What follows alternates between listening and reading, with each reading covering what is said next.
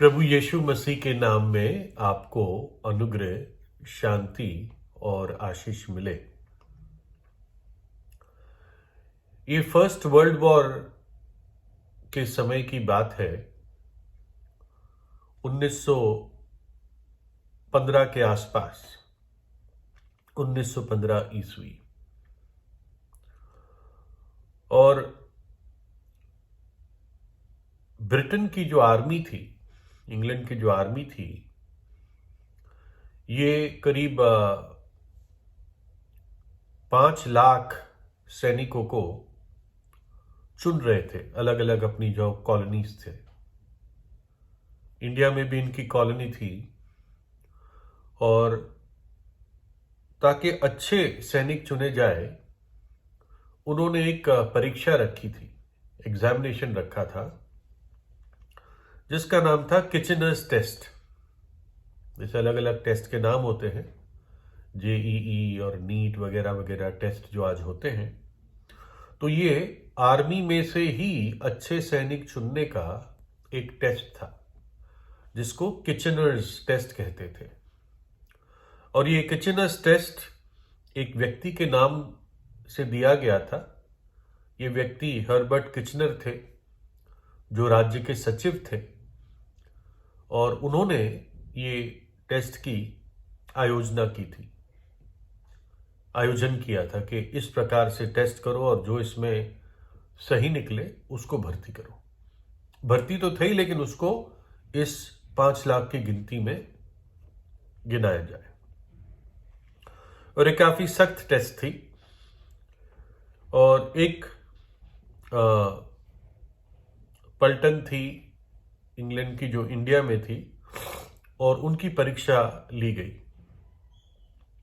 और उसमें यह करना था उनको कि एक रेतीली जमीन थी, रेतीला पूरा इलाका था, और इस पलटन को जितने भी इसमें लोग थे, इन सब सैनिकों को उस पूरे रास्ते से निकलना था, और एक नियुक्त समय में उनको ये रास्ता कवर करना था।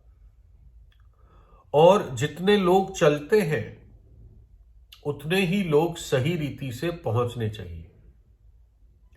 और अगर ये सफलता से इस काम को पूरा कर लेते हैं, इस छोटी यात्रा को जो कुछ मीलों की थी, एक ही दिन में पूरी करनी थी शायद, लेकिन कुछ मीलों की थी, तो अगर सफलता से पूरी कर लेते हैं तो पूरे के पूरा जो पलटन थी, बटालियन था, उसको उस वर्ल्ड वॉर, पहली विश्व युद्ध की सेना में उनको एक्सेप्ट किया जाता।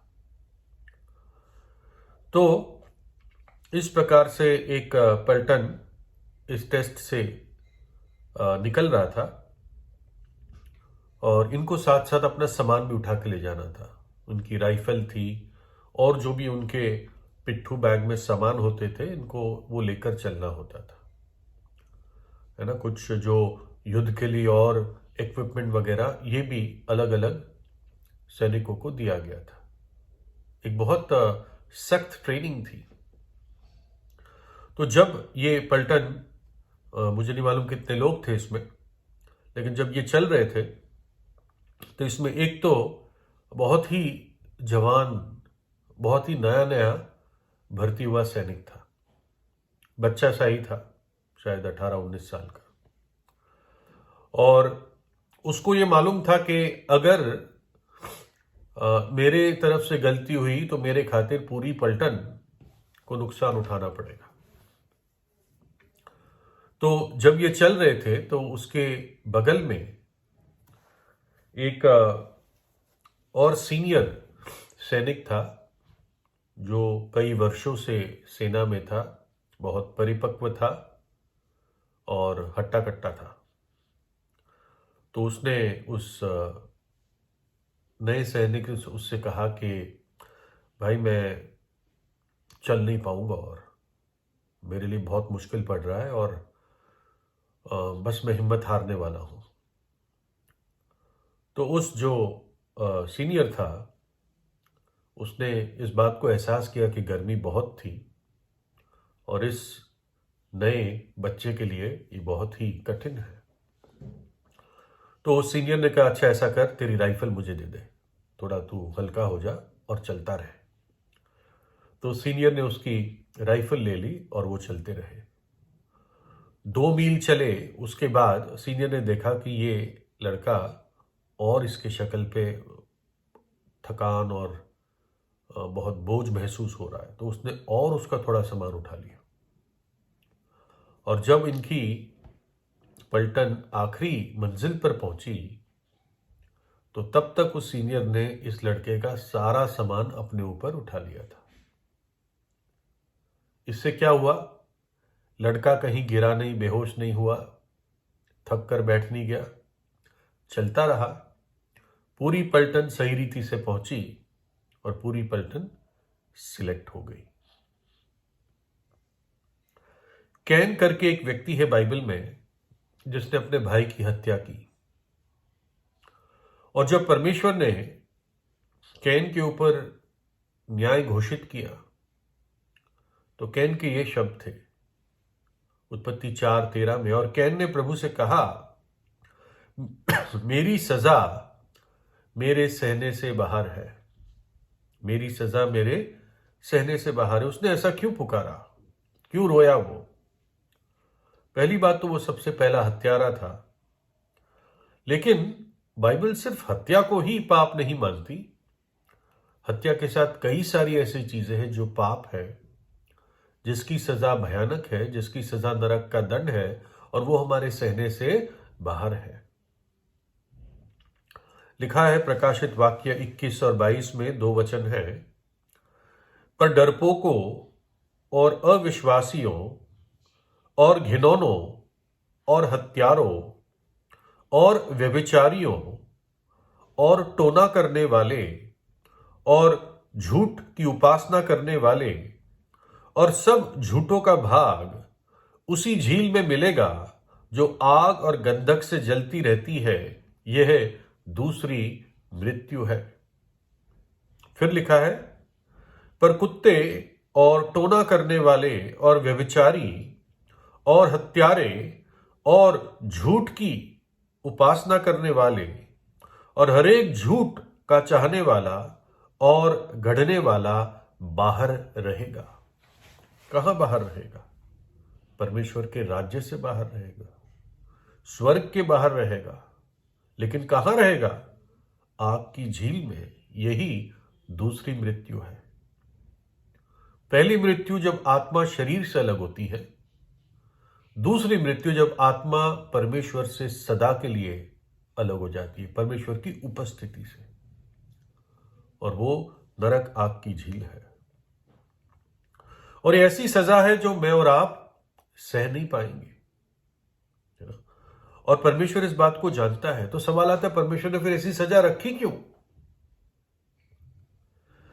परमेश्वर पवित्र है, न्यायी है, और उसकी व्यवस्था कहती है, उसका न्याय कहता है कि पापों की मजदूरी मृत्यु है। तो परमेश्वर स्वयं जानता है कि पाप की जो सजा है वो भयंकर है ना? और पाप के लिए मृत्यु के अलावा कोई और भरपाई नहीं है। लेकिन कहां मिलेगा ऐसा परमेश्वर? कहां है ऐसा परमेश्वर जिसने मनुष्य की इस स्थिति में चिंता की कि मनुष्य को वो सजा ना मिले जो उसके सहने से बाहर है, और इसलिए वो स्वयं मनुष्य की देह धार कर इस पृथ्वी पर आ गया।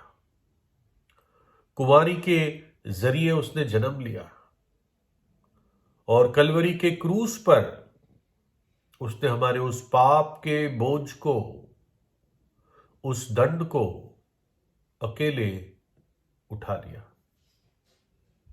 अपने हाथ पसारे हुए जगत के पापों का बोझ उसने अपने ऊपर उठा लिया, जो हम नहीं उठा पाते,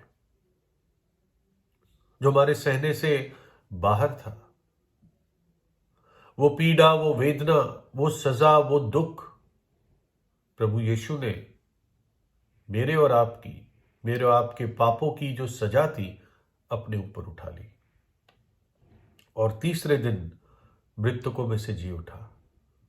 प्रभु यीशु कहता है, हे सब परिश्रम करने वालों और बोझ से दबे लोगों, मेरे पास आओ, मैं तुम्हें विश्राम दूंगा। मेरा जुआ अपने ऊपर उठा लो और मुझसे सीखो, क्योंकि मैं नम्र और मन में दीन हूं और तुम अपने मन में विश्राम पाओगे। क्योंकि मेरा जुआ सहज और मेरा बोझ हल्का है। प्रभु कहता है कि हे मनुष्य, हे पापी, अपना बोझ मुझ पर डाल दे, अपने पाप का बोझ मुझ पर डाल दे और मेरा जुआ जो हल्का है अपने ऊपर ले ले। प्रभु यीशु मेरे पापों को, आपके पापों को जब हम विश्वास करते हैं अपने ऊपर ले लेता है। कायदे में तो क्रूस पर ले चुका है और अपनी धार्मिकता हम पर लाद देता है, हमारे अकाउंट में डाल देता है। ऐसा अनुग्रह परमेश्वर एक पापी को दिखाता है। वैसे ही जैसे उस सीनियर ने उस जवान और नए सैनिक को दिखाया, है ना, उसने इस बात का ध्यान रखा कि ये बच्चा गिर ना जाए और ये थक कर बैठ ना जाए, ये हार ना जाए, और उसका सामान एक एक करके उठाता रहा। प्रभु यीशु ने तो जगत के पाप के बोझ को अपने ऊपर उठा लिया और जो भी उस पर विश्वास करता है उसमें से एक भी नाश नहीं होगा। जो सच्चे हृदय से पश्चाताप करके उस पर विश्वास करता है, जो यीशु के लहू से धुल जाता है, जिसके पाप क्षमा हो जाते हैं। प्रभु यीशु ने कहा, मेरी भेड़ें मेरा शब्द सुनती हैं और मैं उन्हें जानता हूं और वो मेरे पीछे पीछे चली आती है और मैं उन्हें अनंत जीवन देता हूं और वे कभी नाश न होगी और कोई उन्हें मेरे हाथ से छीन ना लेगा। प्रभु यीशु कहता है, मेरी एक भी भेड़ नाश नहीं होगी। जिसने मुझ पर विश्वास किया वो अनंत जीवन पाएगी, अपनी मंजिल पर पहुंचेगी। चाहे कितनी भी कठिनाई हो, प्रभु यीशु पार ले जाएगा। वो अच्छा चरवाहा है, वो सच्चा और जीवित और विश्वास योग परमेश्वर है, जिसने कहा, मैं तुझे नहीं छोड़ूंगा और नहीं त्यागूंगा। मैंने अनंत काल के प्रेम से तुझे प्रेम किया है। तो पश्चाताप कीजिए, अपने पाप का बोझ प्रभु यीशु पर विश्वास से डाल दीजिए। प्रभु यीशु कहता है, मैं तुम्हें विश्राम दूंगा, वो शांति दूंगा, है ना। बेचैन मन को वो शांत करेगा, अशुद्ध विवेक को वो शुद्ध करके शांत करेगा, अपने लहू से पवित्र कर देगा। प्रभु यीशु से प्रार्थना कीजिए, प्रभु यीशु आपको आशीष दे।